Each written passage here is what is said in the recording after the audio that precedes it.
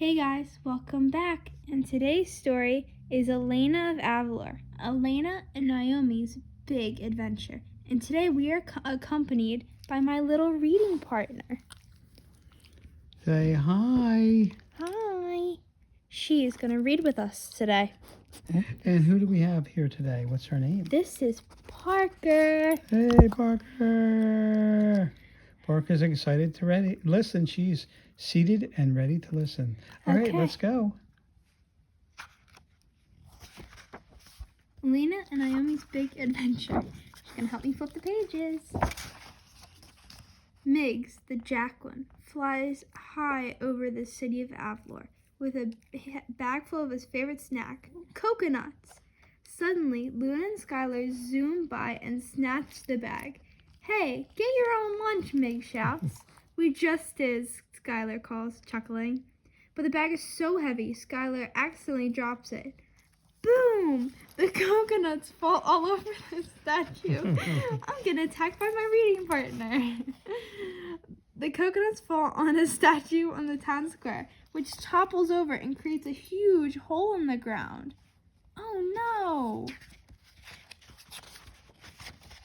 The Jacquelines land and peer into the hole and see a room filled with shiny gold objects. It's buried treasure, Miggs exclaims. We better alert Princess Elena. When Elena hears of the Jacqueline's discovery, she gathers the Grand Council. She asks Professor Mendoza to come too. The professor is an expert on Merovingians, the people who lived in Avalor long ago. This is an ancient ruin, Professor Mendoza proclaims. It's filled with lost treasures. I recommend a dig to remove anything valuable, says Chancellor Esteban. Then we can repair the road. Thinking the treasures could teach them about Avalor's history, Elena agrees. Let's do it. Naomi offers help with the dig. I know a lot about Avalor's ruins, she says. I used to play in them when I was younger. Elena thinks it's a great idea, but Esteban isn't so sure. What does she know? He asks with a scowl. Esteban does not like Naomi. But Elena believes in Naomi, and to prove it, she puts her in charge of the dig. I promise to do a great job, Naomi says. The next day, Elena, Naomi, Esteban, and Professor Mendoza begin the dig. But before long, Esteban tells Naomi she's doing it all wrong. I'll show you, he says, taking her pick. He swings it at the wall and makes a huge hole. Crack! The entire wall comes crashing down. Suddenly, an elf-like creature leaps out with a giggle. Poga poga, pabaloo, the strange creature says. What is that? Cries Naomi. A duende, Professor Mendoza exclaims. Duendes are mischievous elves from the magical world. Oh no. Legend says it that 3 duende brothers come into Avalor many years ago, playing tricks on people and even stealing things, the professor explains, but a wizard caught them and locked them in 3 separate ruins. My atlas can show us where the other duende brothers are, says the professor, but as soon as the duende sees the book, he slips it out of her hands and runs. Oh no, what's gonna happen? You were in charge, Esteban tells Naomi, and now the duende is on the loose. Don't worry, Naomi says with determination. I'll catch him. With Naomi leading the way, they finally catch up to the duende. He's trying to open the door of an ancient pyramid, but before they can form a plan, Esteban runs towards the creature shouting, "Get away from there!" The duende just smirks and jumps up. It gives Esteban's nose a pinch. While Esteban howls in pain, the duende forces open the pyramid door. There's a gust of wind, and out jumps a second duende. The brothers do a little victory dance and then run away. Look, says Naomi, pointing to a drawing on the pyramid. It's a warning, Professor Mendoza says. Each duende wears a necklace with a magical gem. Together, the 3 gems form a key that unlocks a magical tunnel.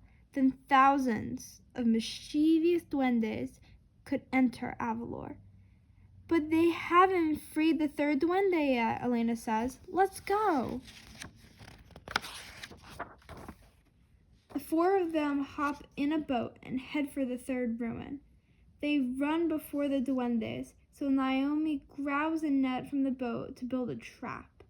As soon as the brothers get there, Esteban releases the trap. We got you! But the duendes outsmart him, flinging the net over Elena, Naomi, Esteban, and Professor Mendoza instead. Then they release the 3rd brother. Esteban lurches towards the duendes, but trips, pulling everyone down into the ruin with him. Ah! And they land at the bottom in a heap.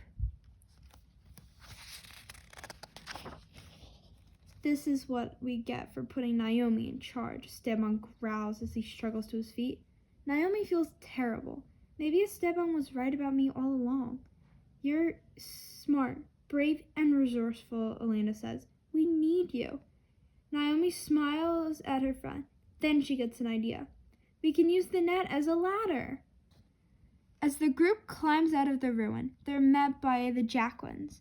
Miggs tells Elena about some weird little elves at the port stealing ropes and cargo hooks. Why would they steal that stuff, Elena wonders. Only one ruin is so high that you need climbing gear, Professor Mendoza says. The Sun Cliff. The Jacquins fly the group up to the Sun Cliff, and the duendes are already there. They connect their gems and use the key to open the magical tunnel. It's the tunnel to their world, Elena exclaims.